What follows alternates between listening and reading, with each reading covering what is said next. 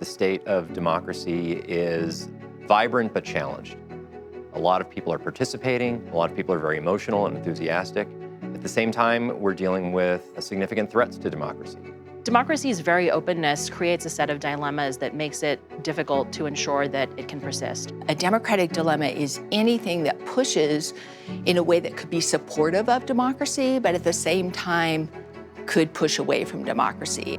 With respect to media, for example, a democratic dilemma is, on the one hand, media and information is more available and cheaper than ever. On the other hand, the availability of media perpetuates the dissemination of disinformation, misinformation, which makes it harder for people to be well-informed publics in their democratic participation. Academic institutions have a really crucial role to play in confronting democratic dilemmas. We want to safeguard democracy in order to safeguard the future of our children and the generations that come after us. Playing a role in educating the citizens who are going to be voting tomorrow is one of the most crucial ways that we can safeguard the future of democracy. The whole idea of democracy is that people are able to make an informed choice about who should be running the country. If you have a situation where some people just have a harder time voting or simply can't vote, that really kind of violates the whole idea of one person, one vote, and it really undermines democracy.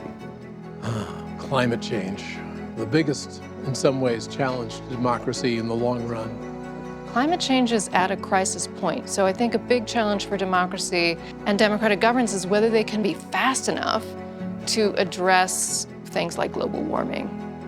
We have great examples that have shown that we don't really need a big authoritarian regime or the government to solve our issues. Communities and collectives can move forward with addressing issues. One of the most important things that people can do is to participate. Getting involved in social movements, protest movements, political campaigns, those are all extremely productive ways forward for the individual citizen.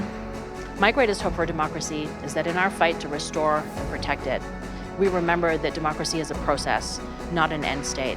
Maintaining our democracy requires constant, vigilant action on all of our parts to ensure that its benefits are available to everyone and to ensure that we safeguard the benefits and rights of democracy for future generations.